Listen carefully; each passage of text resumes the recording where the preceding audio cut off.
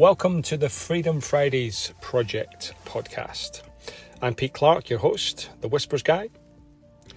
It appears that work expands to the time that we give it, and I started to explore how I was investing my time and effort, particularly on Fridays. It's evolved to an exploration and experiment with time, energy, attention and identity, and a mindset shift from I have to I choose to. So if you're interested in exploring some changes to the way that you invest your time and your energy, if you'd like some tips on the way as you make some changes perhaps to your identity, if you would like the freedom of I choose to away from I have to, then this is the podcast for you. So welcome to the Freedom Fridays Project podcast. So welcome to this week's podcast episode, Freedom Fridays, where we're speaking to ordinary people doing extraordinary things.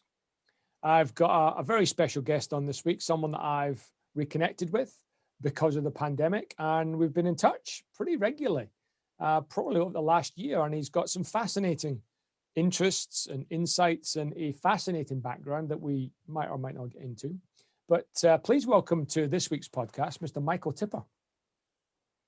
Pete, thank you so much for inviting me. It's a real pleasure to be here. You're welcome, sir. Mike, as I usually do, I start the podcast in discussion with the same question. So Freedom Friday is about this metaphor of adding more life to your years, moving from something that you feel you have to do to something that you might choose to do. And, you know, some ordinary people are doing some extraordinary things and making big changes in their life. Can you just share with the listeners what the big change is that you're going to talk about?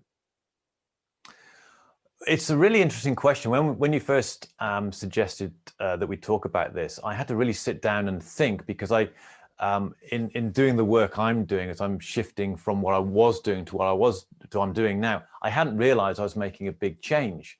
And so if I look back on my life, I've made some significant changes of doing things that I have to do, to doing things I choose to do. So I spent 16 years in the Royal Navy, and there came a point when I felt I was having to stay there, and actually I needed to choose to do something different. I made a completely different choice. And if I reflect back on that choice, the characteristics of making that choice have been there for all the other choices I've made. So the first thing that struck me at the time, as I reflect back on that, is that I was unhappy. Maybe unhappy is a bit of a strong word. I was unsettled. It didn't fit. And I think you get this inner sense that there is a change that's necessary, because there is a disquiet, there's a discomfort, there's something not quite right. You can't quite put your finger on it. And it's often because, as I reflect on my own life anyway, it's often because I wasn't really being true to myself. And so the naval thing is, I spent 16 years in the Navy. I did quite well. I did the job well. I really enjoyed it. But what I discovered is that who I was and who I needed to be was different. So, and early on in my career, it was easy to bridge that gap, because I didn't realize it was there, and I was just accommodating and meeting the needs, having to conform, if you like, to the military standards, to the naval standards. And I was able to do that. And then as I got more senior, the gulf between who I was and who I needed to be effective was getting bigger and bigger and bigger. And I was intelligent enough to spot what was necessary. I was committed enough to make the efforts to bridge that gap. And what I didn't realize, it was at the cost of who I really was. And because I wasn't really being authentic, and because I wasn't really being true, I started to get to the point where, had I stayed in the Navy, I probably would have my career wouldn't have gone as well as it could have done, because I wasn't being who I was. And the strain on me for doing that was absolutely huge. And I only realized that once I'd left the service. And so I was a weapons engineer, a systems engineer. I was a chartered engineer. I was running the team that looked after the combat system on a nuclear-powered warship, A couple of years later, I'm standing in front of primary school kids, teaching them how to learn. And so, what a contrast. I mean, it was a huge contrast. Now, I didn't know that I would end up there, but it felt so right being in the right place. And I was listening to a podcast this morning, and it was by Tom Bilyeu, who does the impact theory. And he was quoting Einstein, who I said something along the lines of if you judge a fish by its ability to climb a tree, then the fish will always think it's stupid. And I think what I found is that I'd found myself in a career that seemed to be the right choice at the time, because I was technical. I had a father who was in the Navy. It opened up the opportunity for me to go to university, which I wouldn't otherwise have had. They seemed to be the right choices, but later on, it wasn't me. And when I realigned myself to something that aligned with who I really was, I started to flourish. I started to thrive. And I think it was around that time that we actually met. Right. Right. Mike, there's so many strands to that, and I would love to hear the thing you're doing now and how the characteristics of choice have shown up again. But I want to pick up on a couple of things. These questions that you're asking, or that you asked of yourself, who am I? Who's the me? Who I needed to be. They're easy questions, but potentially really difficult answers. What was the provocation? What was the prompt that even caused you to look into those questions? Well, I think I always knew that there was something wrong. I was very self-reflective, and I always wondered, trying to work out what it was. But I don't know if stubborn or stupid or lazy is the way you define me, but I would stay in the mess longer than was necessary. So I wasn't someone who, this is wrong, I'm going to deal with it. I better deal with it now. It's a case of, this is, and it's like there's an old saying is that there's a dog sitting on a nail. Why doesn't he get off? Because he's moaning. Well, it doesn't hurt enough. And I think it didn't hurt enough for me, or I was scared. I'm not sure what the reason was, but I was staying in a situation that it wasn't right for me. But because I didn't know any better, it was almost like I was familiar with the discomfort. Therefore, I'd rather endure that than go into the unfamiliarity of the unknown. And so that's what happened. And what the catalyst for me was my mum passing away suddenly. Okay. And it was a life shock. And I suddenly realized, it happened within 7 weeks of her going into hospital with a really bad headache. 7 weeks later, she'd passed away because of a brain tumor that no one knew she had. So it was this massive life shock. And it was a case of, whew, that hurt. Right, there are more important things in life. Let me reassess. And so I left. I put my notice in and then left a year later. Yeah. So you do hear that. You do hear that a lot, certainly in the world that you and I exist in. People having life events causing them to pivot, almost 360. And I've shared examples of when that's happened to me. What counsel do you have for someone that's not in that space? That, obviously we're not advising wait for the life event to happen before you do something. Yeah. It often happens as a consequence that we do something when it happens. Do you have any counsel for people who aren't waiting till their mum is on their deathbed, aren't waiting for the heart attack before they make the change? Is there anything they can do to bring it closer so they can make the change they kind of think they want? Yeah, that's a really good question. It's very easy for us to adapt to our environments, even ones that are unhappy. So you hear people who are in relationships that are abusive, for example, and you don't know why. Why don't you just leave them? And it's because they've settled and become comfortable with that discomfort. It's the familiarity. They become addicted to those emotions. So that's the danger that we've got. And it's like the dog lying on the nail. It's not hurting enough to move. So, and that's why a lot of people stay where they are. So if someone really wants to make a change, and they sort of know that actually they should make a change, so it's from a should to a must. It's that switch. Most people know there are things they should do, and it's when it becomes a must that they take that step. So if intellectually listening to our conversation now, you can probably say, well, yeah, I know if I'm in a place that's okay, and I could be in a place that is good, then maybe I should move to the good. If you want to make that a must, there's I mean, we've both done work with Tony Robbins, and Tony Robbins has a great thing called the Dickens pattern. And what he does, he bases it on the Christmas Carol story about how Scrooge is visited by the three ghosts. And one of the ghosts that they go on a journey where they see the worst that could possibly happen in their life. And this is what happens if you don't change.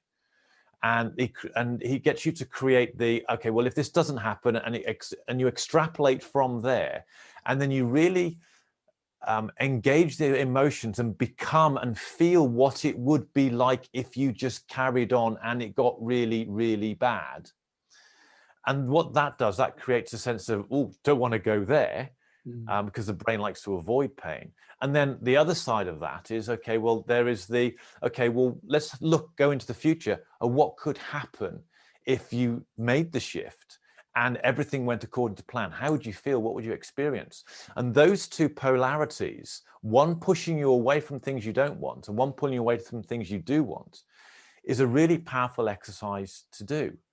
And if you get someone to facilitate it for you and they really push you, it can be very, very powerful. So there's a strategy, there's a tip to do it. The other thing is I can guilt you into it.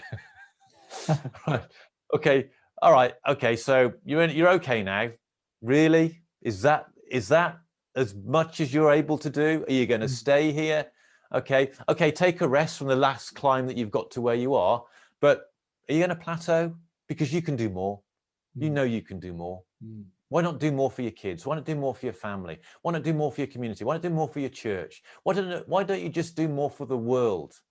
Stop being so bloody selfish. Yeah. I mean that there are all sorts of ways. I think making a change in hindsight was the best thing that you could do. The trouble is, before you get to that point, you're faced with so many things that seem to either indicate it's too difficult, you can't do it, or so many things that are holding you back saying, no, you shouldn't. One of the things you said earlier, Mike, was this discrepancy between who you were and who you needed to be.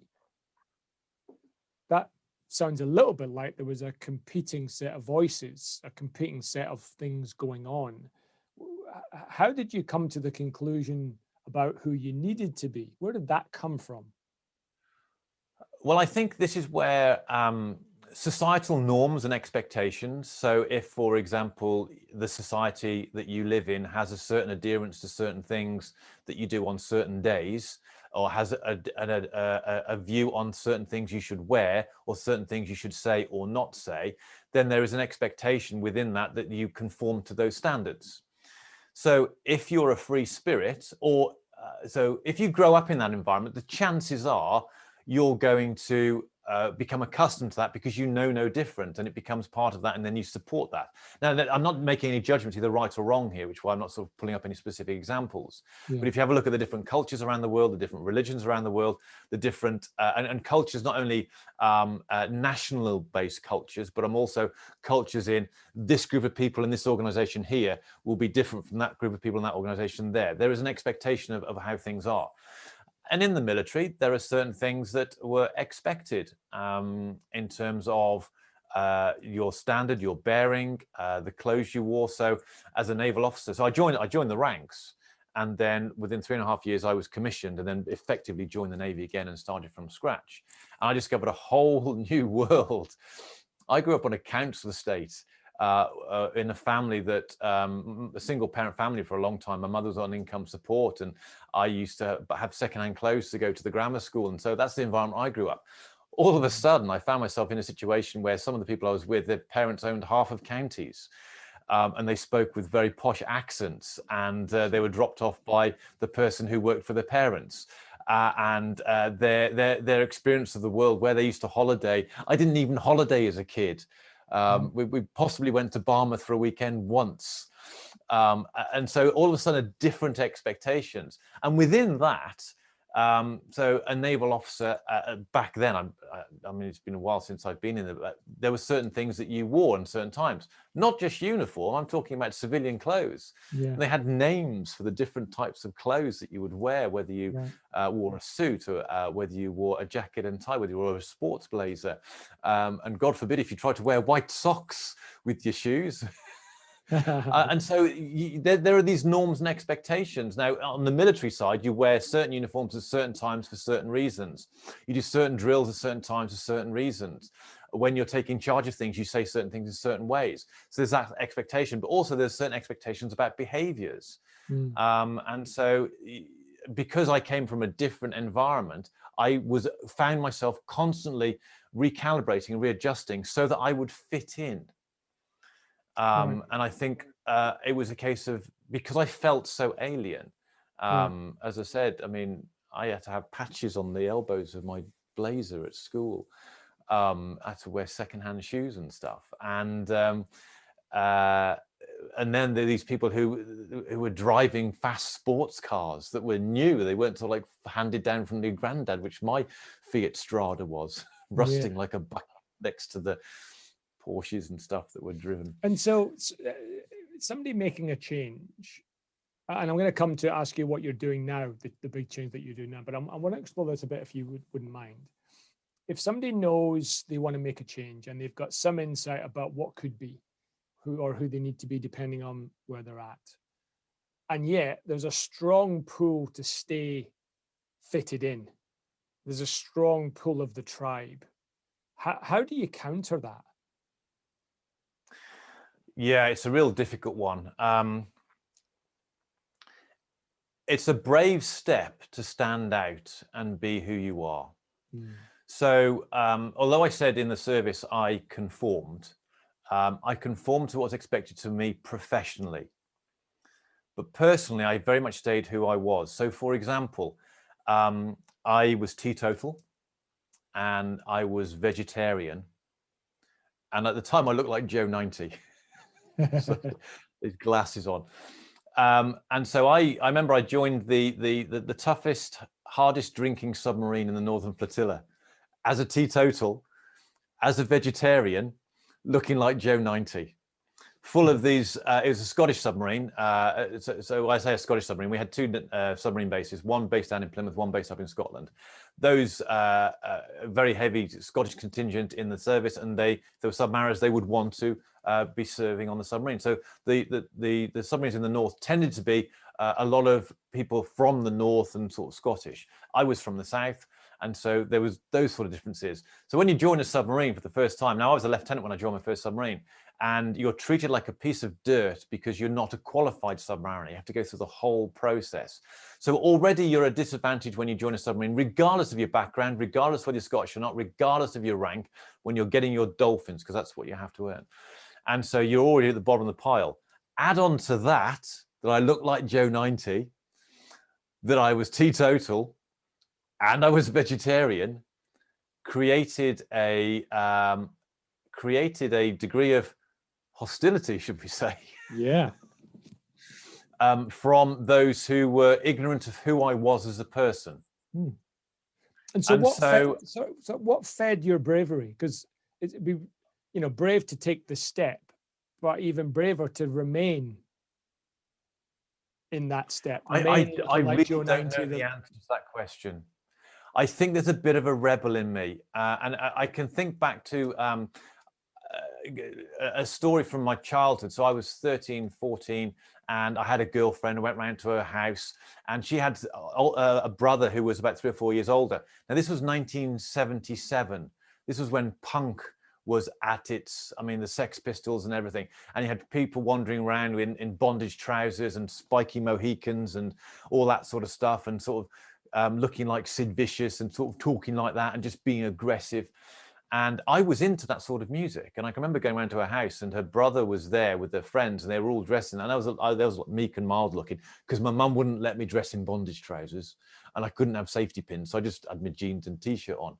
And they were getting a bit aggressive, and they were saying, "Oh, what music do you like?" I remember saying to them, "Beethoven." And I don't know why. I just had to be different. And I think it's just a quirk of personality that I just take a slightly altered view, just a little bit different. And I think that's what it was. And I mean, just I struggled. I mean, I did struggle. And I think what happened is, an early part of my naval career, I was racially abused for 2 years. Okay, to give you some background, I mean, if you look at me, I look like white, Caucasian, full-on British, but I'm quarter Kashmiri. My mother's father was from Pakistan, and I have a line in my family that are Kashmiri. They're from the they're full-on Kashmiri. I've got cousins, and I discovered I had an uncle Abdullah. Now, I was 16 years old at the time. I met him for the first time because my mother reconnected with that family, that part of the family at that time. And I thought, hey, I've got an uncle Abdullah. I met him. He was really cool. I thought, fantastic. I've got this eclectic family I didn't know I had. It's a richer experience of my life. I went back from leave. I said, hey, guys, I've got an uncle Abdullah. Oh, my God, I shouldn't have said that. Right. Wow. I was called the N word, the P word, and for 2 years, and it was quite a difficult time. And the only way I survived was by developing I couldn't fight it because I looked like Joe 90. I didn't drink. I was vegetarian. Well, no, actually, no, I wasn't back then, but I was at that time. It's when I first joined, and so I had to survive. My survival instinct was for using humor. Self-deprecating humor was how I survived. So I built up this resistance and resilience, and recognized I was in a hostile environment. I recognized that some people wouldn't appreciate who I was until they knew me, because as a person, I'm okay. I mix well with people. On the surface, if you just look at these attributes and you're coming from this environment where you're in the Navy and you're tough and drinking, you're out chasing women, you've got tattoos and stuff. If you look at me, you think, nah, I'll bully him, or not my type. But when you get to know me, you realize, okay, well, because a classic conversation with me later on in my life is that when I was out with the lads, I still went out with them, even though I didn't drink.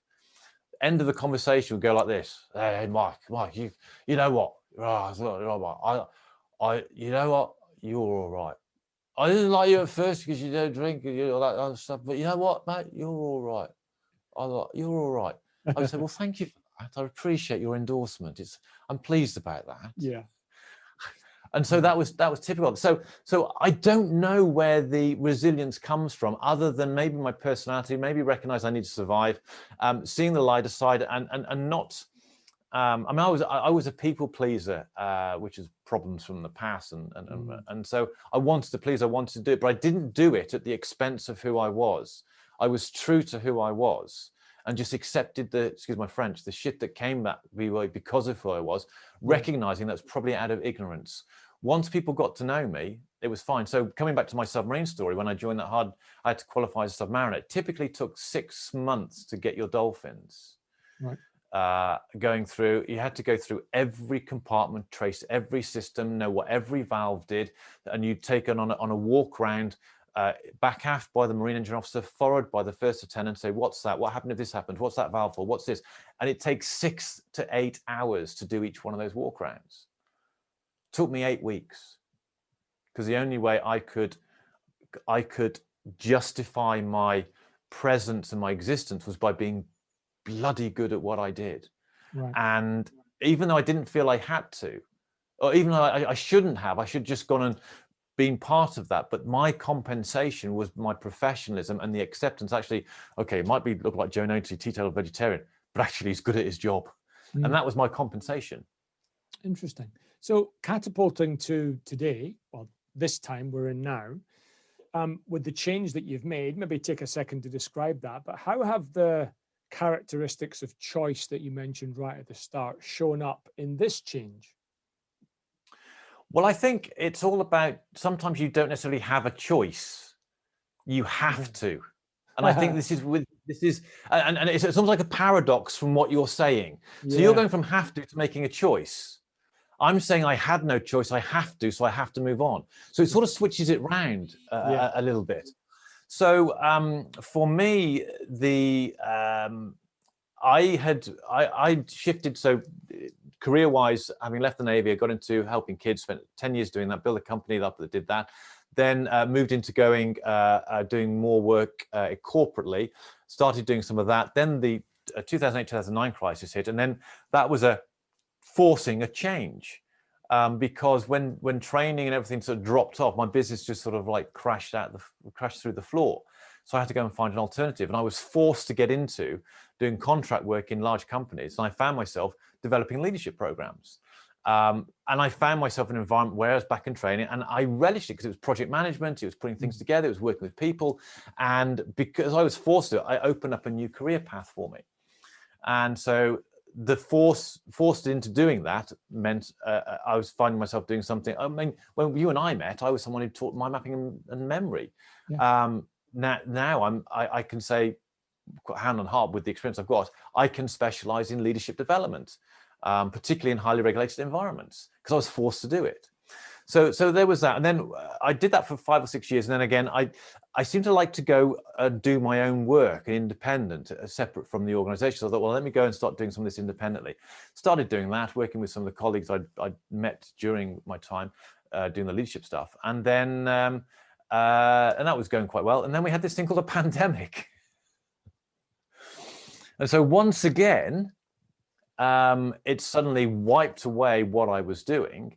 And I found myself, right, okay, let me try and do what I was doing before, but let me try and do it virtually. And I shifted to creating a studio, and I've broadcast all over the world. I've broadcast Australia, New Zealand, Canada, Europe, America, India, Pakistan, the Middle East, from Cheltenham. And I did that, but it was the same sort of material. And again, I knew I'd realized I wanted to move away from where I was going, the work I was doing, because what I found in corporate space with the leadership stuff, they need the stuff that I was helping promulgate through the business, but they didn't want it. Yes, come across that many times, Mike. This is the problem. I mean, the management of the structure is right. We can see these people need this in development. And you go in there, hi, I'm going to help you. Oh, are you now? Well, we don't want your help. We will sit here and we'll play the game that we have to, and we'll come and turn up for the lessons, and we'll maybe write in our books every so often, but we ain't going to use it because we're happy where we are. I mean, and that effectively is corporate training. And I could see that, and it was so frustrating. And then every so often you get someone who would run with it, and it was like, and you'd spend time with them and you'd support them, and you could see this is what's possible. And I realized that it was soul destroying, knowing that you had all this stuff that could help the business, it could help the people, could turn around all sorts of things, but they just weren't doing it because they were staying where they were, because they were comfortable, because it didn't hurt as much. Particularly in the industries I was working in, where they were paid very, very well, and they were very well protected, and it was almost like a game for them. So I realized that's why I moved away. And again, I started sort of doing what I was doing, but I knew it wasn't the right material. And then it almost came to a point where I had to change because of the pandemic, and started looking somewhere else. Unfortunately, in fact, actually, it's your fault that I made the change because you got me on your podcast last year when we reconnected. Yeah. Someone saw that, and I'd mentioned I was working with students. I'd done some work with students. And I wasn't actually working with students then. They got to my website, saw that I had worked with students, contacted me, said, could you work with my daughter? So I said, yes, because I had all the resources. And out of that has come my new focus, because I was working one-on-one with someone who wanted it, needed it, and worked it and benefited from it. And the joy to see that person run and the benefits, it was like, this I've refound it, which is what I was doing when I left the Navy 20 years ago. And I sort of got sidetracked because of necessity, but actually, I don't know whether I needed to go on that detour. I'm better for the detour. And I don't know whether maybe I should have done this 20 years ago and followed it through. But here I am now, having been forced to make a change that I'm now choosing to. Okay. Yeah, look, you're creating a little bit of cognitive dissonance in me, Mike, because my premise around Freedom Friday was making a choice. having to work on Friday because I felt I needed to, choosing not to, or choosing to, walk on the beach, play golf, do nothing, read, whatever it was. And over the last 2 or 3 weeks, the people that I've spoken to, it's almost turned it on its head, in that choosing to is really hard. It's really difficult, but having to is easier. Well, it's choosing hard. I don't think choosing is hard, because you now can make a choice about whether you suddenly start taking up the guitar or not. You can make it. It's a very easy choice. The hard part is the follow through. That's the hard part. Okay. And if there's if there's a have to in place for the follow through becomes easier. Well, it's almost like the follow through is the only thing you can do. Right. So that's where the have to comes in. And so I don't necessarily think you need a life shock to make a choice. I don't necessarily think you need a life shock to make the change. Okay. I think I made the changes not out of courage. I made the changes out of fear. Yep. That's the difference. I think what you're talking about with the changes you're making is that it's having people make the change out of courage. And I think that's a harder decision. I think someone who sits there in a relatively comfortable situation and says, you know what? I'm going to learn to play double bass and become a jazz musician. But you're 60. Oh, no, I'm going to do that. All right. That is a choice of courage. And I have more admiration for people like that, who have taken life by the horns. Let's keep it family friendly. Taken life by the horns, wrestle it down and says, life, you're going to give me what I want. I don't care what you throw at me. I'm taking it. Rather than someone like me, who rather cowardly has been sort of hiding in the background until someone kicks him on the backside and says, right, you better get out there. And life did that for me. And I'm happy that it did. I'm better for it because it was. But there's a part of me thinking, I should have done that earlier. I should have done that earlier. And there's a pain of regret, because looking back, I had control I had the option to take control of my life, but chose not to out of fear. And I think someone listening to this who says, right, there's some changes I want to make, I would say to you, go and do it. Go and do it, because I will respect you. Not that you need my respect, but I will respect you for making that choice when you don't have to create something better. That to me is courage. That's a really interesting distinction, Mike. I hadn't considered even the difference between making a choice out of fear versus making a choice out of courage. And serendipitously, my last guest was talking about in making the change, and interesting, she was forced to make the change through neither fear nor courage. She had no choice. But in making that change, what she sought was something she could count on, something she could rely on if it all went wrong. And she had that in terms of some relationships with family. And so if we can make a choice out of courage, what else do you think needs to be in place for us to do that? Well, I think having something that you can rely on as your comfort blanket, as your security, however you like to use it, I think is really useful. And I'm just thinking about this now, and I'm not talking about this from experience, but I would say that the more you can create that security blanket as being internal to you, the more likely you are to see it through. Because if you put it on the support network that you've got, people can walk away. Yeah. People can leave you, people can let you down. If you put it on the fact you live in a nice house, you can lose that house. If you put the fact you've got a little bit of money in the bank, that can be taken away from you very, very quickly. So the more you can create a security within yourself, a certainty, a commitment, a dedication, I think that's where your strength comes from. And I think one of the things that I've discovered in myself is I have resources I didn't know I had, because I've got to the point where I thought I'd come to the end of them, and then found another level I didn't know was there. I mean, that's quite a painful experience. I don't like going there, but I'd rather be able to do things. I'd rather be able to do things from where I am now. I don't really want to go through the pain, but the resources that we've got. I mean, if you look at what the human race is capable athletically, I mean, I read a lot about the special forces, who I have complete admiration for, having seen a very brief contact with them in my own career. And when you read the accounts of how they go through their training in order to be able to tap into deeper and deeper levels of reserves, which we all have, we just don't all have the courage or the discipline or the guts to go there, whereas they do. And that's why they are elite forces. And if you look at anyone who is operating at elite level, at whatever it is, they have broken through their own version of that. And so I think that's key. But coming back to your original question about what needs to be in place, if you're making the change by choice, then I would say is you make small, tiny changes, small and daily changes, and build up and build up and build up and build up.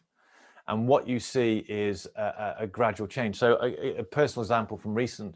So last year with the pandemic, I got into doing yoga every day, and I was doing press ups as well. And I got to a point where I was doing 160 press ups a day. I started off not being able to do any more than 10. Now, that's not 160 all in one go, but doing it sort of in bouts of 30 and 40. I got to a point where I think most press ups I did was like 55, 60 at one point, from not being able to do 10. Now, it's a very small, trivial example, but I built up over time, starting off with doing 1 and 2, and then doing 3 and 4, and then might be doing that for 3 or 4 days, and then slowly building up, and then building up and building up. And all of a sudden, I'm there pushing these things out, completely different where I was 3, 4, 5 months before. Same with, I have a cold shower routine that I'm inspired by Wim Hof. First time I went under there, I thought, there's no way you get me under a cold shower. No way. Then I realized the benefits, then I saw how it could be done. And I started off with my big toe, then my foot, and then my shin, and then my calf, and then my knee, and then and slowly build it up. And I built up and I adjusted to the change. The thing about the human being is that I think it's called homeostasis, which is just the level playing field. So your core body temperature is fixed at whatever temperature that is. If you're cold, you start to shiver to warm up, okay? If you're hot, you start to sweat to cool down. That temperature stays the same. And this is why doctors, when they check your temperature, if it's different from the core temperature, they know there's something going on. That's why they check it. So we like to keep things the same. Now, if you try and make a massive change, so all of a sudden you haven't been exercising for years. Right, I'm going to go to the gym. I'm going to go to the gym in the morning, I'm going to the gym in the afternoon, I'm going to go for a long walk, I'm going to do press ups in the evening. You might sustain that for about a day, 2 days. Then it becomes too much. But if you say, right, I'm just going to go for a walk for 10 minutes today. So what I'm going to do. It might even be, I'm just going to put my trainers on and walk to the gate. Then tomorrow you go through the gate and go to the next door's gate. And the day after, and the day after, and slowly, if you do that every day for 6 months, you could be walking 20,000 steps every single day. It's the same with anything else. Just make little changes. I've just completed the first draft of my book. Yay! And I wrote, I was hoping to write a chapter a day, but then I realized actually I can't do justice to a chapter. So I just did a couple of hours every day. And sometimes I might only write 500, 600, 700 words, but they were good quality. And then over the space of 6, 8 weeks, I've got the book written. Cool. Can I pick up on that, Mike? Because one of the groups that I've been working with in making a shift, it's partly down to how they see themselves. And so in writing a book, in doing 2 hours a day, did you have to see yourself as a writer first? Or did you do the 2 hours a day and you became a writer? It's a really good question. I think it's the latter one first, is that you sit down, you start writing. And you write one sentence, you're a writer now. You are a writer, you are an author. May not be a published author yet, but you're an author, you've written something. And I think for me, probably my biggest thing that's held me back, and I'm big now into the growth and fixed mindset, is the realization that I had a fixed mindset for many, many years. Even though I was in the people development business, even though all the books on my shelves are about getting better and being better and learning, I realized I had a fixed mindset. And where it manifested is that I sort of had an expectation that I should be able to do something easily and do it well straight away. And if I couldn't, then I'd go and find something else I could do easy and well straight away. Yeah. So I've got this whole litany of things I've tried where I've got to an easy level, but then as soon as it gets tough, and I didn't necessarily do it consciously. I sort of, okay, well, I'm not making progress here. Let me go and make progress somewhere else. I'll try it. I think that was my mindset. But as I reflect back now, I had a fixed mindset. And writing the book has been difficult. There were times when there were chapters that I just couldn't get out and it just wouldn't work. And so I initially I thought, well, I'll just leave it. But then one day I thought, no, I cleared a day. I think it was a Saturday or a Sunday. I got up, did all my normal morning routine, sat down with my laptop and the draft had already created so far. I said, right, you're going to write this chapter and you're not getting up until you've done it. And I had to force myself. And I think I look back on my past and I've never really forced myself enough, because I reflect on what could have been with where I know what I'm capable of and how much further I could have taken it. And my life could have been so much different had I realized that I've got to go through this feeling of discomfort, of of it being tough and being hard, because through that, on the other side of that pain, actually stuff can come out. And that particular chapter that I did, when I ended up finishing it, it's like I pushed through, and all of a sudden it's like I broke through. You know, when you're in a plane and you take off and you go through the cloud, all of a sudden there's this bright sunlight the other side. It felt like that, and all of a sudden it just flowed because I had to push through that resistance. I don't know whether that resistance was because I just didn't know what to write, or whether that resistance was part of me going, we're not going to let you write because otherwise you might fail. I don't know. But I pushed through that bugger anyway. And I'm coming back to the original premise that I started this whole conversation with, moving from I have to I choose to. And what I'm hearing again is, in some way, shape or form, you were able to force yourself to convince yourself, I have to do this today. I have to. I'm not choosing to. I have to finish this chapter today. And that's what got you through. I'm just going to add a subtle twist on that. I chose to do it, but having chosen to do it, I had to follow through. Yeah, that is a great distinction, actually. So you've still got the element of choice in the initiation. Yeah. The have to is what creates the momentum and the follow-up. I think we all can make easy choices about making some difference, about making some improvement. We can all make those choices. Yeah, I mean, New Year's resolutions are the prime example of that. Yeah. The have to is, I'm going to have to make myself do it. And breaking through that discomfort, whether it's the pain of the physical stuff you're going to be pushing weights or running and tiring yourself out, or whether that's the discomfort of trying to do something when you're tired, that's where the have to comes into, because you've made the choice. So before, you might have had to be in a situation. You make the choice to change that situation. Now you have to follow through on it. Yeah, I've just written down here, Mike, I choose to start, I have to follow through. Yeah.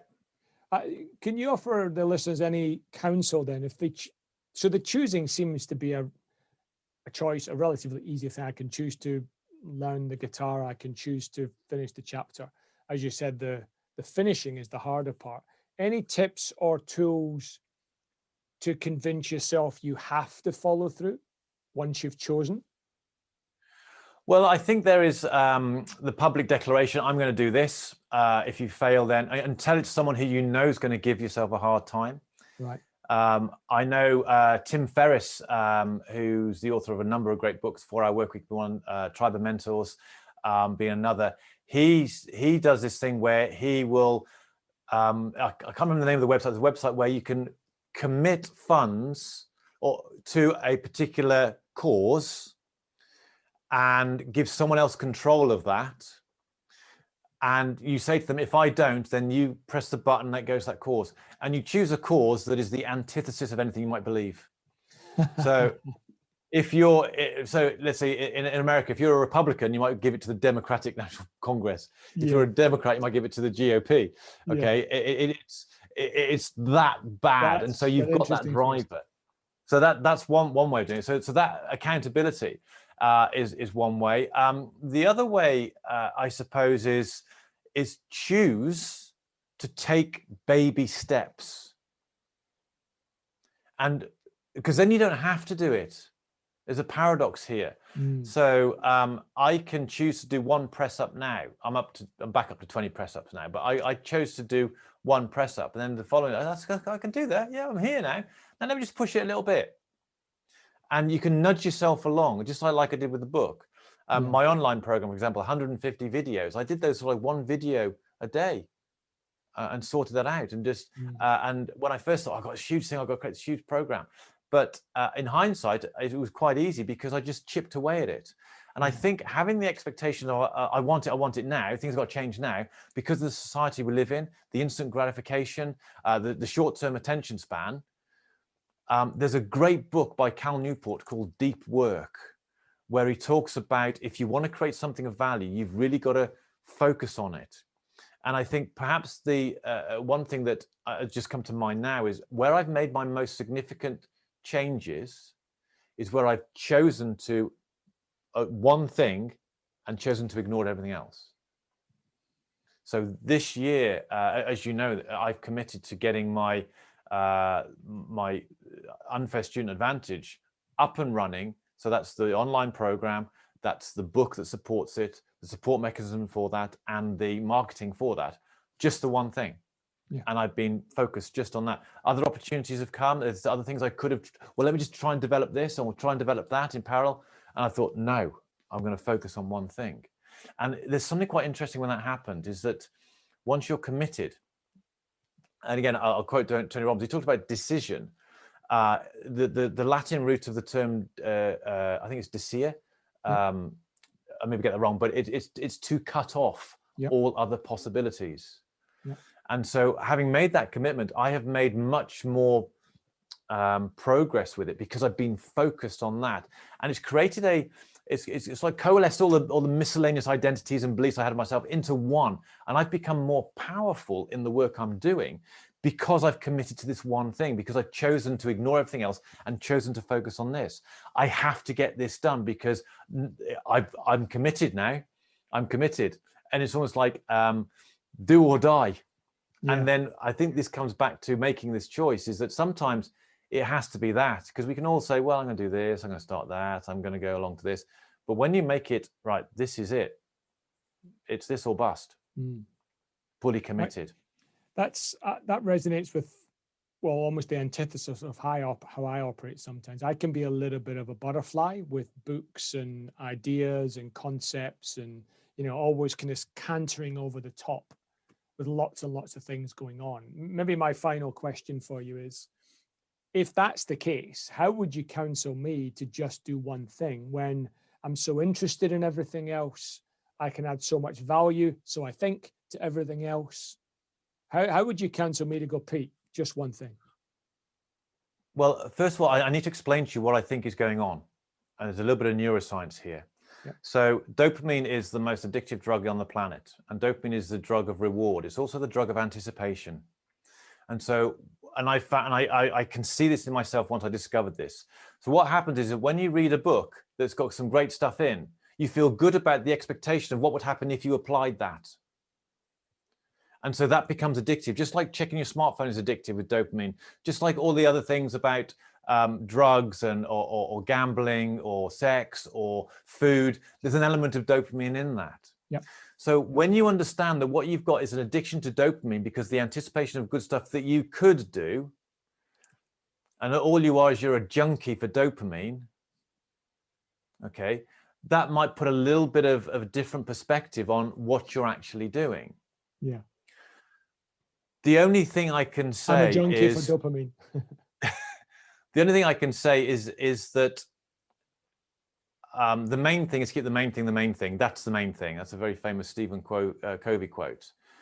Making that choice, the one thing, which is a great book by Gary Keller and Jay Papasan, This is what it's all talking about, is pick the one thing, apply deep work. That's what Cal Newport's book was all about, and focus on that and just get that done. Now that will hurt because you've got to suffer the noise and the interference from all the things that you've got to put to one side. That might be friends you may have gone out for a drink with more often than you should have done. It might be other things that need to get done because they're nagging there. You've got to deal with that. But when you get focused and get something done and make that progress, you get a momentum, you get a satisfaction, you feel a sense of purpose, you feel a sense of mission, you start seeing progress and you start feeling good about that. And it just rolls and it rolls and it rolls. And then it's very easy to say, no, I'm not going to do that, because the world isn't perfect. The only way you're going to create something big is focus on it. And that's going to be at the cost of other stuff. And it's being able to deal with that. That's maybe the perfect way to finish, Mike, because that then comes back to what strikes me is I could choose to start something often, but it's this having to follow through on one thing that seems to make some, in the changes that you've been talking about, some big shifts. Mike, I normally finish with kind of a few quick fire questions. If you wouldn't mind partaking in this, we'll just see what comes out of your mouth here. What's your favorite English word? Oh, if we were playing word association, the word that came to my mind was crucible. I've no idea why. Okay, all right. What's your least favorite English word? Ignorance. Okay. What's a rule? And I think that's more. Sorry, and I think that's more of the concept rather than the word itself. But okay, cool. What's a rule you live your life by? Oh, if it is to be, it's up to me. Okay. What's a rule that you like to break?